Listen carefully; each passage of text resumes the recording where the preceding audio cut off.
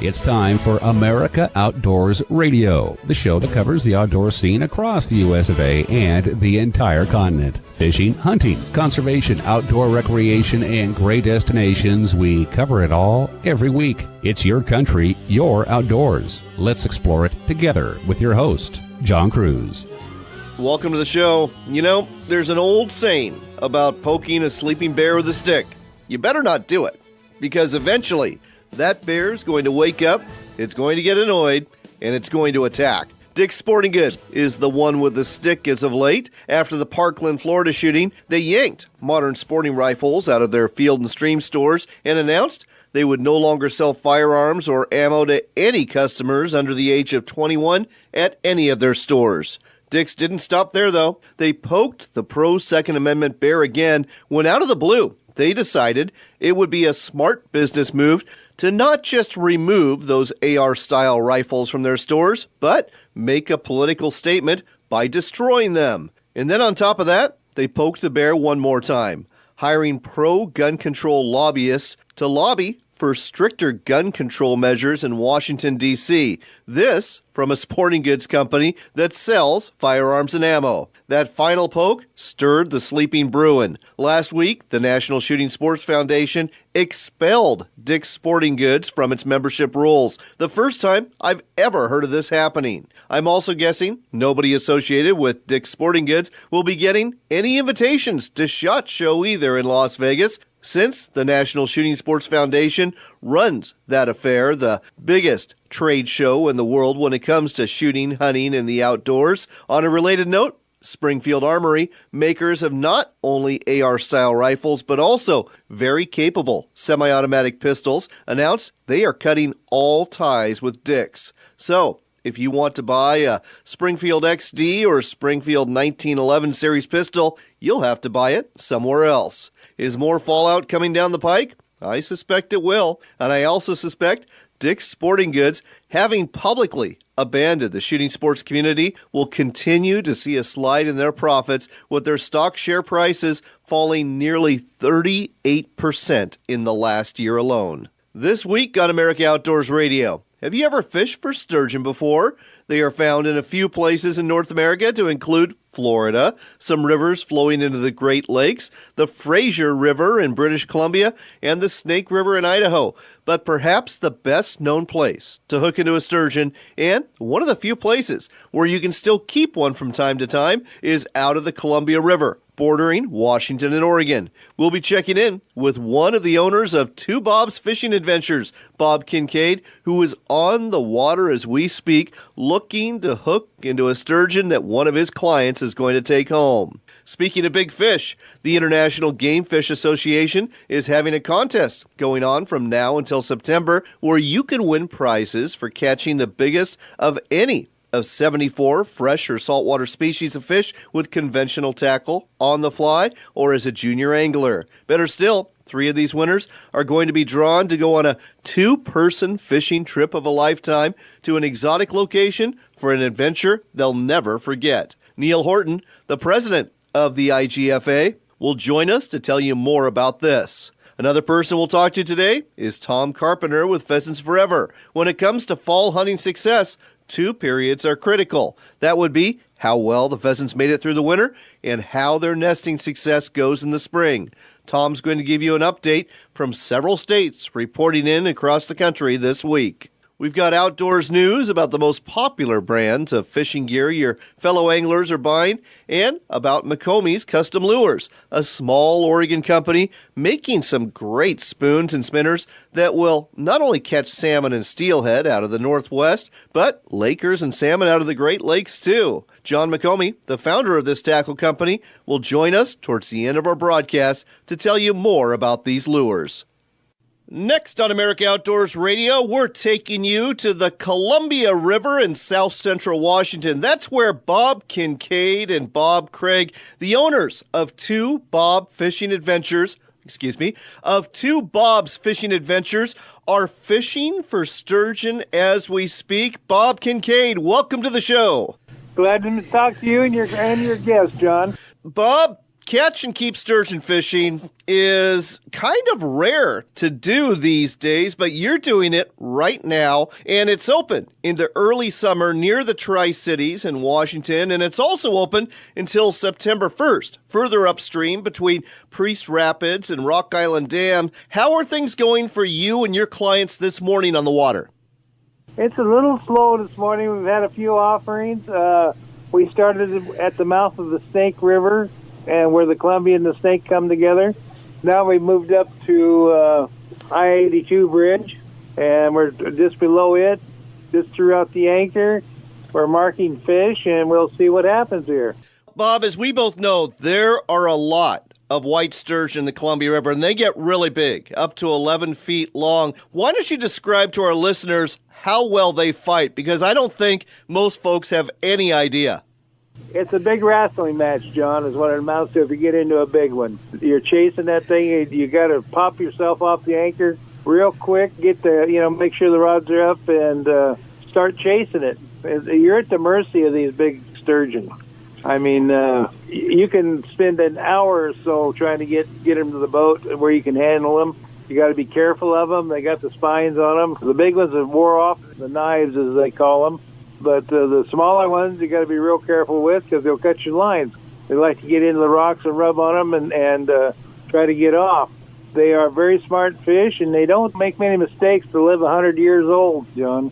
Oh, you're absolutely right. And a lot of folks don't realize that, yes, sometimes it's like hauling in a Volkswagen that's trying to rev up away from you, and you're just kind of trying to horse that fish in. But other times, these sturgeon, including the big ones, they'll go completely airborne on you. And man, that is an incredible sight to see when they do. Oh, yeah. They'll come out of the water. They'll do anything they can. They're fighting for their survival. So they're going to do anything they can to get off the hook. We use braided line with a micron leader to the hook, which is about 130s or 150s on the hook leaders. And we're using 65-pound braid today, which I hope is big enough. I'm not hooked in any big ones, so we'll find out. You sure will. Of that, I have no doubt. What are you using for bait there today? We're using a squid, and we use a shad. We're using a salmon roe, which you put into nylons like you would for a steelhead. Put it on the hook. We're using scent and shrimp and prawn oil. These fish are blind. They work off of smell is what happens. And when they come up, they have whiskers on the bottom of their chin, and they'll whisker the bait and see what happens. And then they got a big suction cup, just like a vacuum cleaner, suck it in, and then the fun's on. Oh, absolutely. And it is fun indeed. We have got to go, but one last question before we do. How do you like to cook those sturgeon that you get to keep? Cook them? We like to beer batter and deep fry them. You can't beat it. My personal favorite, smoked sturgeon. That, in my opinion, is hard to beat, too, and it makes for very good offerings when you're trying to get on somebody's land to hunt in the fall. We've got to go, Bob, but folks, if you want to go catch and keep sturgeon fishing, something very rare in these United States of America, the website to go to is 2bobsfishingadventures.com. That's the number 2, bobsfishingadventures.com. One more time, 2bobsfishingadventures.com. Go to their website, give them a call. They've got openings for sturgeon this spring, this summer, up and down the Columbia River, and it will be the trip of a lifetime. Bob, good luck this morning, and we'll talk to you again soon. Thank you, John.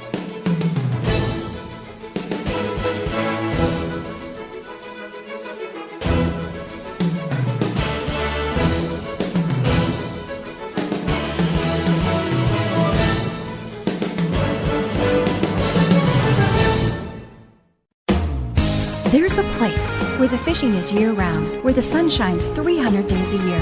The wineries and breweries are right downtown. The hiking and cycling offer spectacular views you just don't get in the big cities. Fortunately, the place is real and vibrant. It's the Dalles, Oregon, just 90 short minutes from Portland, along the gorgeous Columbia River, where the adventures are limited only by your imagination. Find out more at explorethedalles.com. I'd like to welcome a new sponsor to our show. It's Sportsman's Cove Lodge, and many anglers who have been there will tell you it really is Alaska's best lodge. Sportsman's Cove Lodge sits on a salmon highway full of kings and silvers. There's halibut too, and there are some really big ones. Finally, with decades of experience taking care of customers, Sportsman's Cove Lodge knows how to treat you right from start to finish. Ready to book your trip of a lifetime? Then call Sportsman's Cove Lodge at 800-962-7889. That's 800-962-7889. 800-962-7889 for Sportsman's Cove Lodge. If you consider yourself a hardcore fisherman who takes pride in being the first person on the water and the last one off, Fish Fighter products were designed for you. We make products for the relentless fishermen who know that big fish are caught by those who put in the work. With our Relentless Series tackle trays, rocket launcher rod racks, and breakaway river anchors, you'll spend more time chasing the fish, not your gear. Designed and built right here in the USA, Fish Fighter products won't let you down. Gear up at fishfighterproducts.com. Are you looking to reel in the marketing opportunity of a lifetime? Then set the hook, because we've got it right here for you. America Outdoors Radio has sponsorships available, and we offer affordable platforms to reach thousands of listeners interested in fishing, hunting, and the outdoors. Find out more by contacting John Cruz through his website at AmericaOutdoorsRadio.com. That's AmericaOutdoorsRadio.com. Hurry, though. If you wait too long, the big opportunity might just get away. AmericaOutdoorsRadio.com. Backcountry Hunters and Anglers, a nationwide group working to keep public lands in public hands so future generations can enjoy what we enjoy. Join the group that makes a difference. Check us out at backcountryhunters.org.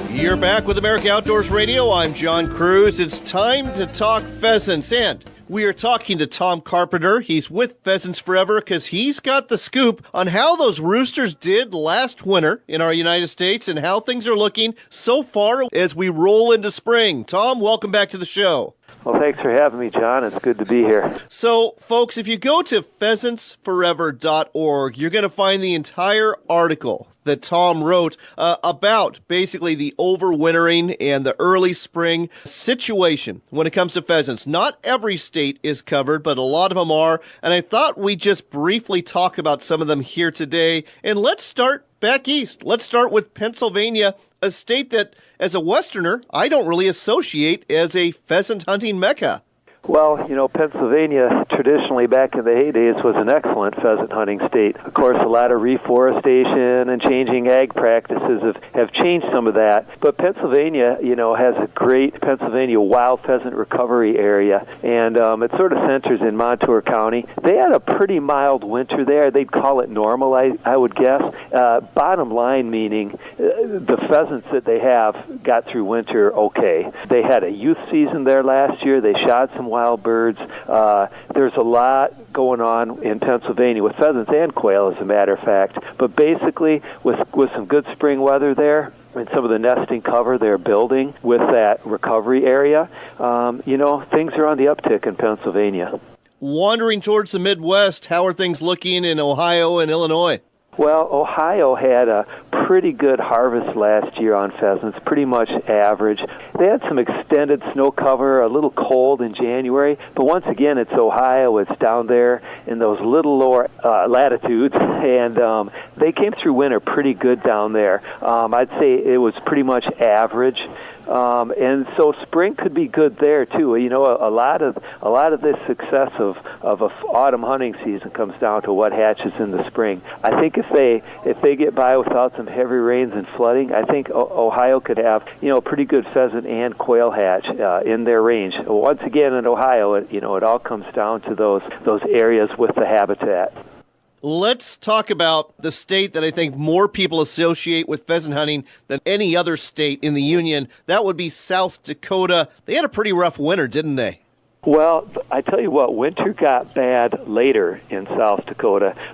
Western Minnesota and South Dakota sort of experienced the same type of winter. The good thing was they didn't have a lot of it until late, like I said. And I've talked to a lot of game managers out there in that Western Minnesota, which is, connected to the Dakotas, and in Dakota itself. And the basic message was the pheasants came through pretty strong, and they came through with enough left in the gas tank, I'd say, that those late winter storms, especially April, didn't affect them that much. People are seeing birds across the pheasant range out there, and so once again, it's going to come down to hatch. I think another thing that's going to affect South Dakota is they did have that drought area, especially in the central part of the state, and that hurt last year. That's part of why the pheasant harvest was down there last year. That drought affected reproduction.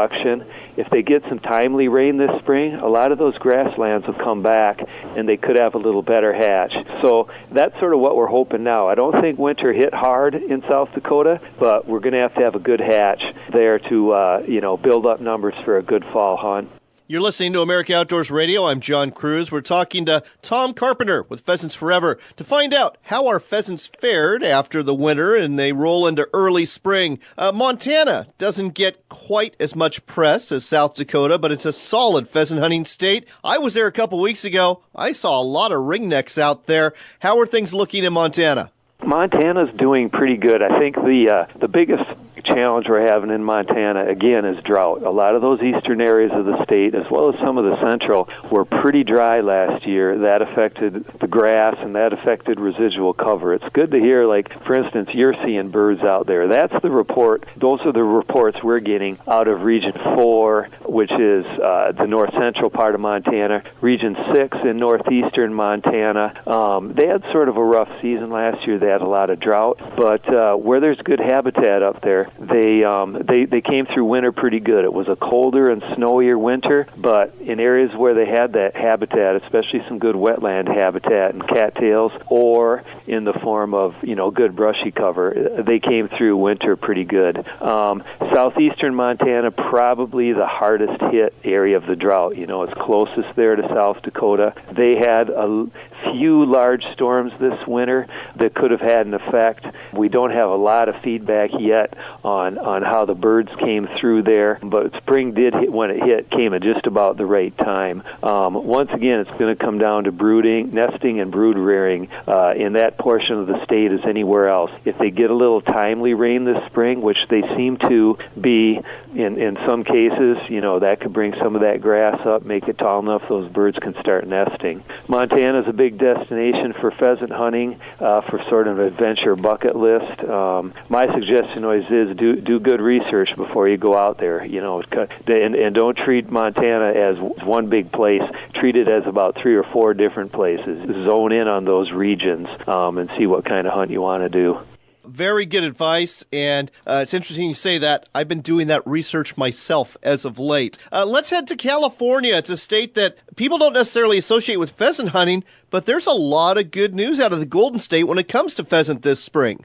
Yeah, both pheasant and quail did really well. The wet winter was good, and the early spring really helped. That's producing good vegetation. There's high hopes for good nesting and brooding. It's going to come down to some of those, probably down to some of those brood rearing factors, including how many, is there bad storms, a little too much cold. Fortunately, with California, they had good March rains in the Central Valley. Looking good. I think it could be a good hatch. That favorable weather could reduce a long-term trend in some of the pheasant counties, and that's what we're hoping for there. But really, winter wasn't much of a factor in California, and just not too much rain is what we need to produce a good pheasant hatch there. Quail similarly had some dry conditions last year. A little rain is going to help them come back and nest well this spring. All right. Well, folks, lots of promise for the autumn hunting season, as you just heard. If you want more details, just go to pheasantsforever.org, and there's a banner link on the front page where you can get more details about this report and start planning your pheasant hunting trip for this fall. It's not too early to do so. By the way, if you're not a member of Pheasants Forever, consider joining. They do lots of great work for the habitat that these pheasants live in, and the quail too, and that habitat work benefits other species as well. The website again is pheasantsforever.org. That's pheasantsforever.org. Check it out. Join and go to a chapter event like a banquet near you. Tom, always a pleasure to talk to you. Thanks for this great information on America Outdoors Radio. Yep, you too, John.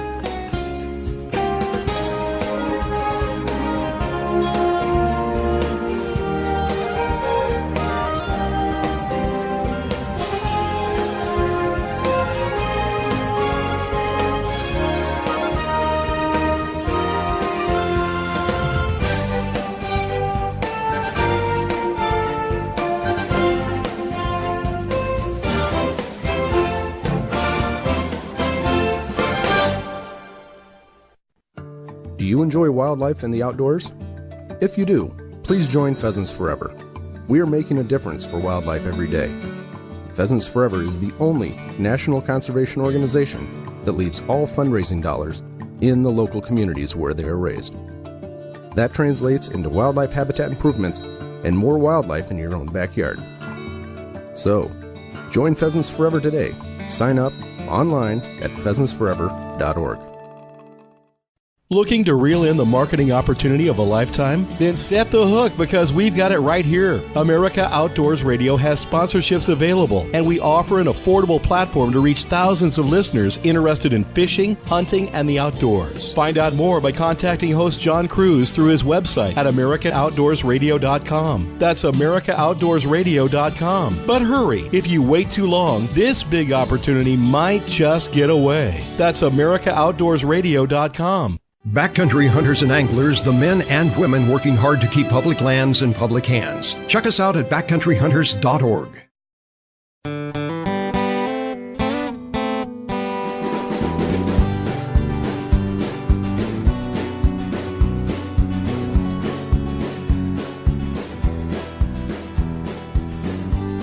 You're back with America Outdoors Radio. I'm John Cruz, and I've got a question for you fishermen and fisherwomen out there. Have you reeled in a really big one?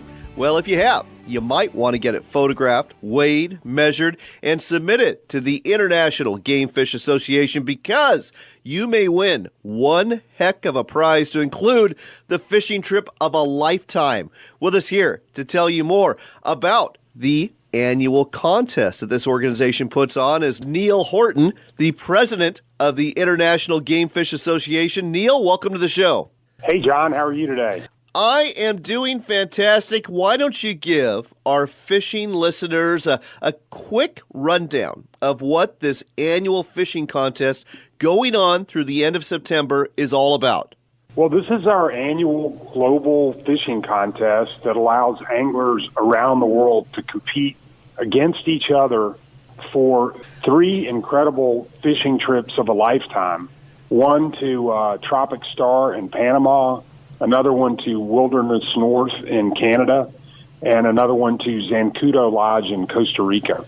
And essentially, the basics of the contest are that we are focusing on 74 species covering both fresh and saltwater game fish. We have 3 categories of entries: conventional tackle, fly tackle, and junior anglers. And the winners of each species and each category, so there'll be a total of 222 category winners, will be entered into a drawing to win one of these 3 amazing fishing trips of a lifetime. Well, I'll tell you what. Any of those trips has me salivating. We'll get into more details about those in a minute, but I understand that for each of the prize winners, in other words, 74 species, 3 categories, the biggest fish in each category gets a prize from Costa and Yeti. What are those prizes that they're ponying up? Yeah, if you're a category winner, so if you're one of the 222 people that post the biggest fish in fly, conventional, or junior angling across these 74 species, then you're going to win a pair of Costa sunglasses and a Yeti Rambler tumbler. So those are really premium items from two of our strongest supporters and partners here at the International Game Fish Association. And I understand, in addition to that, Nehl, that there's monthly drawings. What do you have to do to get in the monthly drawing for additional prizes? Yeah, we're doing a variety of different kind of monthly promotions to get enthusiasm and around the program and to get more entries. So, for example, we may put out something on social media that says whoever sends in the biggest submission for a largemouth bass catch this week would receive any of a number of prizes from our sponsors. Some Van Staal that makes excellent fishing pliers. It might be some Rapala or Halco tackle. It could be a Yeti Rambler. So we have a wide variety of fishing-related items that we're going to give out on a one-off basis to stimulate participation in the program throughout the year. And folks, all you have to do to find out more about that is just go to the IGFA Facebook page. Just Google International Game Fish Association. You'll get right there. But let's talk a little bit more about these trips for a lifetime. I understand each of these trips are for two people. And how long in duration are these, and what are folks going to be fishing for?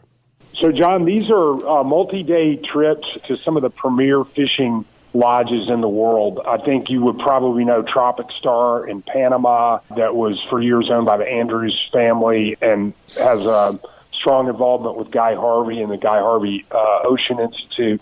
That's one of the premier places to fish offshore in Central America, fishing for billfish, including marlin, sailfish, etc.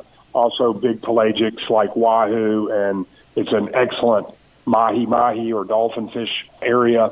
You can also fish inshore there for rooster fish, Kubera snapper, and other inshore species. The trip to Canada, the Wilderness North, that's a lodge that focuses on trout and salmon fishing.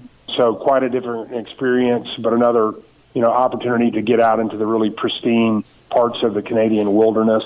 And then Zancudo Lodge in Costa Rica, similar to Tropic Star in that it's a Central American fishery where you can fish for big pelagic species offshore, tuna, dolphin, billfish, as well as inshore for species like snook, Kubera snapper, roosterfish, etc. So these are really three of the premier destination fishing lodges in the world and great partners of the International Game Fish Association. You're listening to America Outdoors Radio. I'm John Cruz. We're talking to Nehl Horton. He's the president of the International Game Fish Association, and our topic of discussion is the annual fishing contest that they put on where you can win all sorts of prizes, catching 74 different species in 3 different categories. There's a youth division, there's a fly fishing division, and a conventional tackle division. And if you are a category winner, you're entered for a chance to win a trip of a lifetime. We need to talk about the rules, because if you don't follow the rules, you can't get your entry entered. What are the rules people need to follow here? So they're pretty simple, John, and again, you can go to IGFA.org, our website, and click on Fish and the annual fishing contest, and you can get a full rundown on the rules. But in a nutshell, for a catch to be entered into the contest, the angler needs to be a paid member of the IGFA. Catches made by non-IGFA members can be registered for the contest, and then we'll ask you to pay a membership fee upon the time you put in your entry. The contest runs from October 1st of 2017 through September 1st of 2018, and we need to receive submissions for each catch within 30 days of the time that they're made. All contest submissions need to be weighed on a certified scale that has to have been certified within the past 12 months of when it was weighed. If you don't have a certified scale at the time of weighing, the scale can be checked afterwards and certified for accuracy and verified to us here at the IGFA. All contest entries require the submission of the terminal tackle for conventional, or the fly leader in the case of fly tackle. Both conventional and junior angler submissions require the full length of the leader and the double line if used, and approximately 15 feet of the line immediately following the leader, the double line, or the hook. For fly tackle submissions, we're going to require the full length of the fly leader, including the fly, and no section of the actual fly line is required. Obviously, we want a weight and we want a length measurement of the fish, as well as the tackle that I just outlined. And that seems extensive, and it is. But remember that we're running this around the world, and we want to make sure that it's a very fair and sportsmanlike competition. And so requiring the tackle and the appropriate photographs and weights is a way to make sure that all of the submissions are bona fide and that it's a fair competition. And Nehl, these are the exact same rules for a world record fish too, aren't they? That's correct. We thought that the contest was a good way to introduce people to the rigor that goes on in recording and submitting an application for a world record fish here at the International Game Fish Association. All right, we have got to go, but folks, I know some of you are wondering, can you catch and release the fish when it's possible to do so in this contest? The short answer is yes, you can. Make sure you take photographs of all of these things that Nehl talked about, and if you didn't get all those rules, don't worry. They're easy to find. Just go to IGFA.org and click on the fishing link there. Just IGFA.org.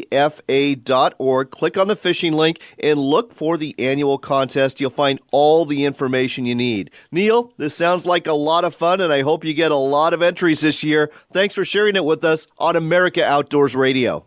John, thank you so much for having us on, and by the way, outdoor writers and reporters are eligible too, so I hope you'll go out there and catch big fish this weekend. I'll do my best.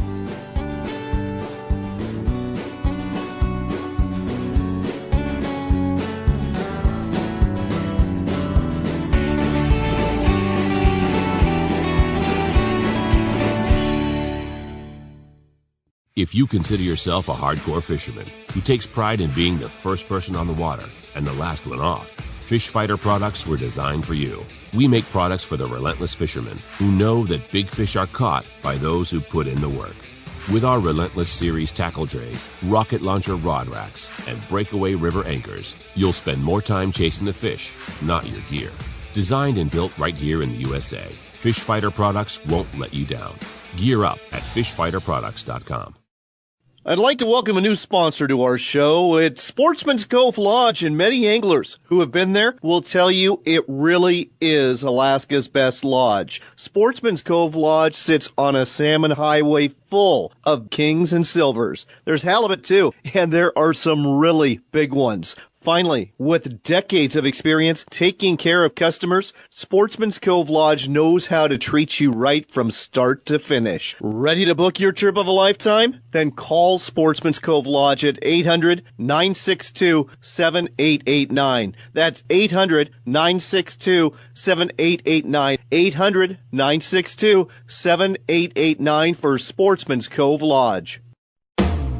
There's a place where the fishing is year-round, where the sun shines 300 days a year. The wineries and breweries are right downtown. The hiking and cycling offer spectacular views you just don't get in the big cities. Fortunately, the place is real and vibrant. It's the Dalles, Oregon, just 90 short minutes from Portland, along the gorgeous Columbia River, where the adventures are limited only by your imagination. Find out more at explorethedalles.com. Are you looking to reel in the marketing opportunity of a lifetime? Then set the hook, because we've got it right here for you. America Outdoors Radio has sponsorships available, and we offer affordable platforms to reach thousands of listeners interested in fishing, hunting, and the outdoors. Find out more by contacting John Cruz through his website at AmericaOutdoorsRadio.com. That's AmericaOutdoorsRadio.com. Hurry though, if you wait too long, the big opportunity might just get away. AmericaOutdoorsRadio.com. It doesn't matter what sort of adventure you're after, whether it's big game deep in the backcountry, a day of fishing out on the water, or an overnight in the great outdoors. At Sportsman's Warehouse, we've got the gear in here for what you need out there. Gear up for your next adventure at one of the Sportsman's Warehouse stores or shop online. Sportsman's Warehouse, America's premier outfitter. Millions of deer hunters take to the field every fall, continuing an American tradition. If you're a deer hunter, offer to mentor someone who would like to hunt but hasn't had the opportunity. Help continue the tradition. A message from this station and Whitetails Unlimited.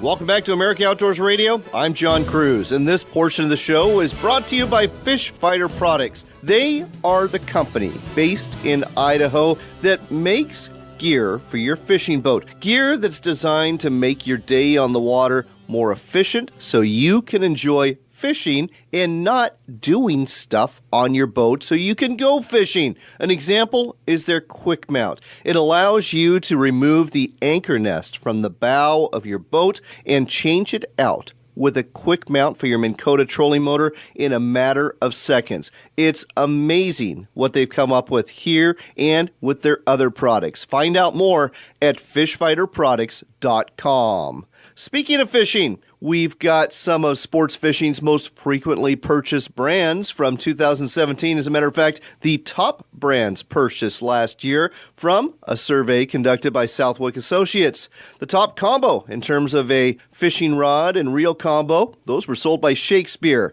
The top fishing line, Berkley. The top hard bait brand, Rapala. No surprise there. And there's no surprise with the top dough bait either, Berkley, makers of power bait. The top jig brand is one called Dirty Jigs. The top sinker, Bullet Weights.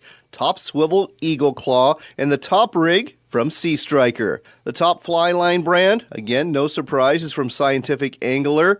The top fly leaders brand, Rio. And the top clothing brand, Columbia. They do make some very good clothing for anglers. The top landing net was made by Ego, and the top tackle box brand, and the top tackle box was made by Plano. As for the fillet knives you might have out there, Rapala still makes the most popular one. The top trolling motor is from Minn Kota, and the top cooler brand, believe it or not, it's still there, it's still popular, Coleman Coolers. They're still on top. So the next time you're fishing for tackle to go out in the water, if you're wondering what the most popular brands are, you are in the know.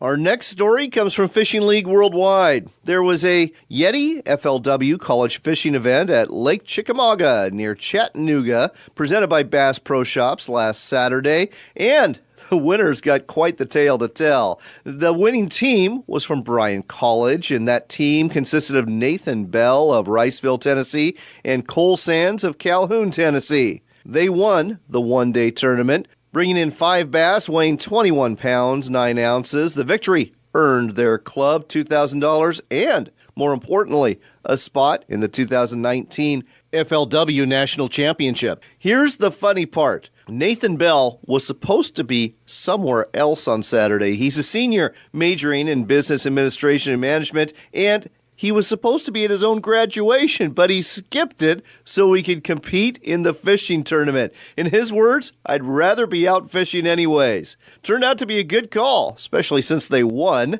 The winning team's main bait was a 16th ounce big bite Nehl shaky head jig with a 4-inch blue flash zoom finesse worm. The other top teams from this tournament at Lake Chickamauga included second place Lipscomb University, third place Auburn University, and fourth place the University of Tennessee Volunteers.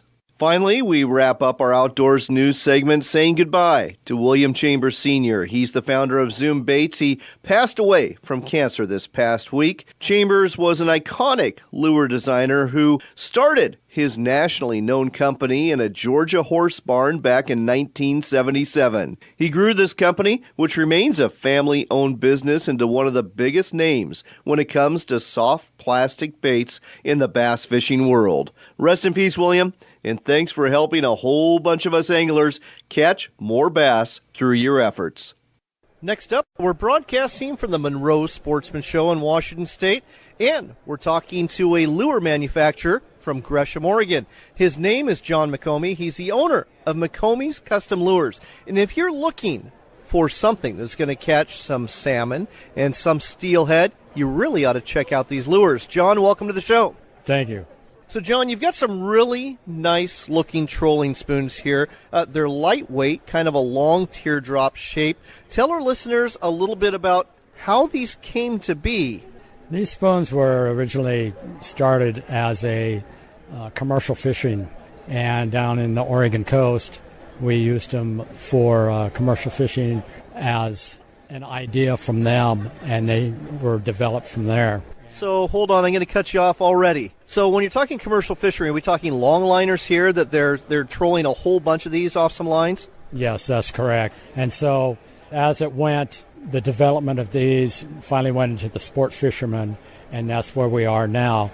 We have them in diamond patterns in gold, nickel, copper, and nickel, and hex pattern also come in that. And then we have colors that are coming out, whereas blue and nickel, green and nickel, and so forth. We'll have 7 different colors in these spoons with nice Gamakatsu hooks, which are, in my opinion, are the top of the line in hooks.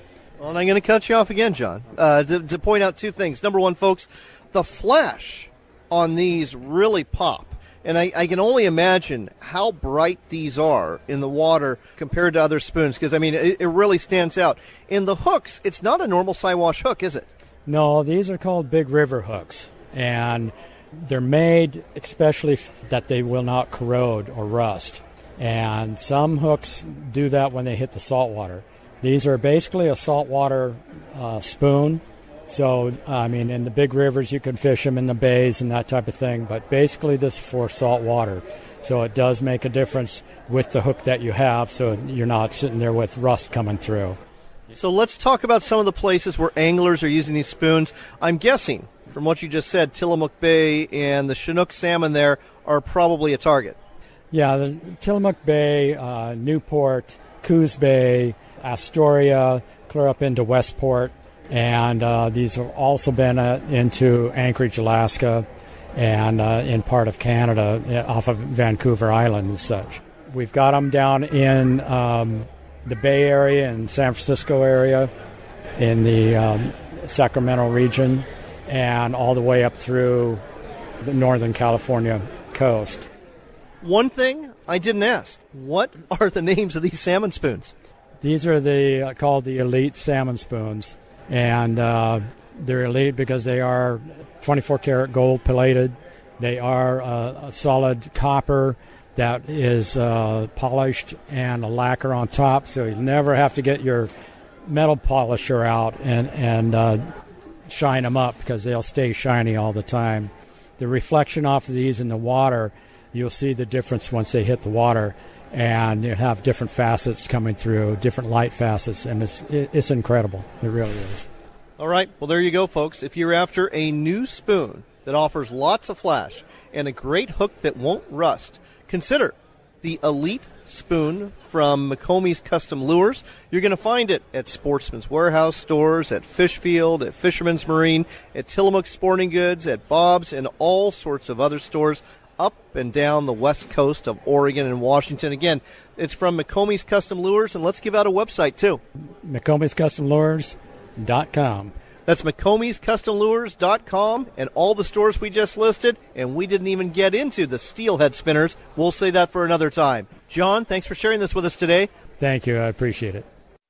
Time does fly when you're having fun, and once again, we are out of time this week. But if you are looking for other ways to listen to our show, you can always catch us online Saturday mornings at 6 a.m. Eastern Standard Time on TalkAmericaRadio.us and the affiliate stations that air Talk America Radio U.S. programming in Georgia and Florida. Talk America Radio is the new voice of conservative talk radio. We are proud to be part of their lineup. You can hear us on demand anytime you want through Podbean. Just download the app or go to podbean.com. Subscribe to America Outdoors Radio. Another on-demand site is YouTube. Our channel is Northwestern Outdoors. That's one word. Just subscribe and follow us, and you can hear both this show and our regional show. Finally, we've got a website, AmericaOutdoorsRadio.com, where you can figure out what's coming up in the week ahead. And don't forget to like our Facebook page. We just concluded a giveaway there, and our winner was a listener from Eugene, Oregon, tuning into our show on a regular basis on one of our favorite affiliates, KPNW 1120. With spring in full bloom, there's a lot of options out there for you as an angler, whether you're saltwater fishing for bottom fish, whether you're out there trying to bag a gobbler, whether you're casting for bass, trolling for walleye, reeling in a trout, or heading to the range for a round of skeeter trap shooting. This is a great time to be outside. I hope that you're blessed in the week ahead, and I hope you'll take advantage of one or more of these activities. Remember, it is your country and your outdoors.